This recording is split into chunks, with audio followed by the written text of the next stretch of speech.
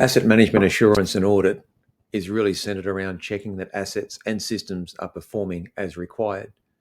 And as I mentioned before, when I was the convener of ISO 55001, we made a point of articulating asset performance, asset management performance, and of course the asset management system performance.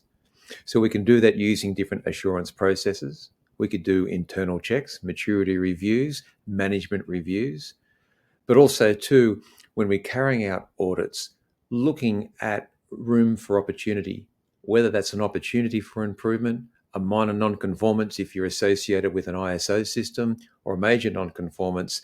It is a really good way to play back to the business the health of assets, asset management, and of course the system. Looking at gaps, risk and opportunities, and risk and opportunities actually in the latest version of ISO 55001 is separated. So again, the likelihood of something worsening being a risk, the likelihood of something improving being an opportunity. And then providing stakeholders, leaders, anyone in the organization with confidence that we know what we're doing, and of course value is understood and being delivered wherever possible. I think many of us have experienced this before when we really want to hide from the auditor. We take a sick day when the day's the audit's on. That's not what it's about. We need to be reminded that an audit is a continual improvement activity. It's not around being police. It's not about getting the big stick out. It's about learning. And one of the remedies we can provide is, of course, looking at that improvement and even asking staff, workers, different parts of the business, where they believe there might be a risk and where we might be able to uncover some insights that we can take to top management, top leadership, and ask for assistance by both way of capability and capacity to overcome them. When it comes to assurance and of course audit, even though it might be under the banner of continuous improvement, we need to make sure people are engaged and there's openness, transparency into the process. So there is a risk really that staff may hide some of the problems. We can call that suppression, obfuscation, or resist transparency due to fear of blame, due to it was not my fault, or maybe due to I might get my boss in trouble if something is found out. If everything's always aligned to the outcome, you can look at it from a process-oriented audit or a process output audit. So really, promoting that no-blame culture. It sounds easy to say it out loud sometimes, and certain organizations have a certain culture. But this also comes back to, are we a compliant culture, or do we see compliance as a way in which we do business? There is a difference, and that will also help manifest support for any assurance or audit activity. Now, it might sound somewhat obvious to follow up on findings from an audit, an assessment, whatever it might be. But what we want to do is remind ourselves that any follow-up is to take advantage of a finding, and that's around continuous improvement. So there is a real risk that recommendations from an audit are ignored, or even worse, poorly implemented, or only done as a tick-in-the-box exercise for the next audit that comes around. What you could be doing is, when you're looking at audit recommendations, is rather than just asking, has it been done yet? Ask, is there anything you need support in which we can implement that observation, that recommendation? So part of that is around clear accountability.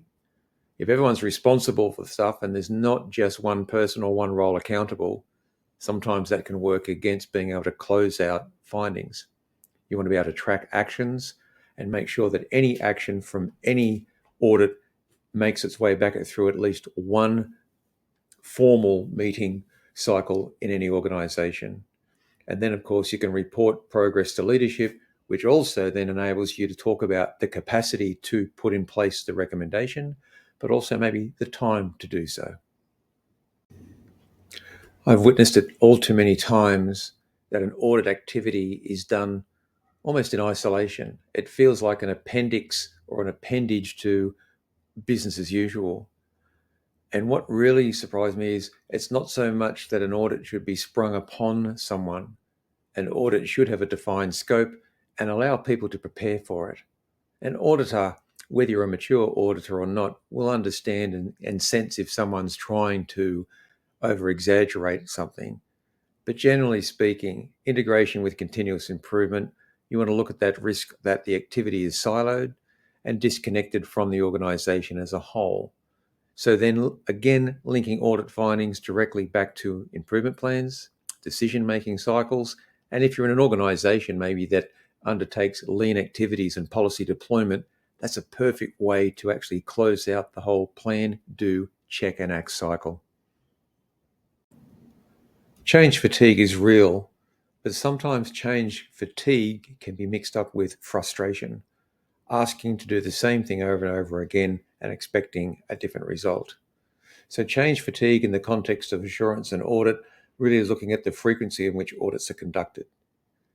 The overwhelming burden sometimes people feel on staff, which can lead to resistance. For instance, we are only audited on that 6 months ago. Why are we going through this yet again? So it's really important that we understand that even the audit schedule is based around risk and opportunity, not just part of a standard or something so cyclic that people know it's not going to actually add much value. So what you really can do about this is look at the audit frequency, coordinate it with value or outcomes, looking at it across all functions, across the life cycle itself, and streamline the process. But again, change fatigue often can be really manifested as frustration as opposed to actual change fatigue itself. So as a leader, you'll start to understand and differentiate between the two because you treat them in two completely different ways. Now, depending on the industry, depending on the maturity of the manager, the leader, sometimes leadership can misuse assurance as being solely around compliance. Assurance, as I mentioned throughout this whole series, is around confidence in the outcomes. And therefore the risk, of course, seeing it as only a compliance rather than a strategic tool can actually then start to manifest some maybe wrong behaviors and wrong, let's just say, attitudes from our top management. This is being done to us as opposed to being done for us. So a way around that is to educate, train leaders that to use those assurance insights for risk management, opportunity management, prioritization, and more around the longer term planning, longer term outcomes. It's not just a tick in the box compliance exercise. You've got to remind people, plan, do, check and act. It's part of continuous improvement. So aligning this back to ISO 55001 around assurance and audit, obviously section 9.2 internal audit comes to play. And that goes without saying, but please consider internal audit based around risk and opportunity, not just going through a standard sequentially. 9.3, management review. And again, looking at when you are performing a management review, go as broad as you can to understand exactly where all the risks and opportunities are in your organization. Management review often, and I see this often, is just mimics what the standard asks for. But you can take any clause, any section of the standard and expand it. And this is really talks to the maturity of the organization. So ultimately, internal audit and management review. So asset management, assurance and audit, really wherever possible, driving the whole organization, walking the talk, not just talking the talk, learning how to get better through their asset management system, through the disciplines and the functions of asset management, and of course the assets that support product and service delivery.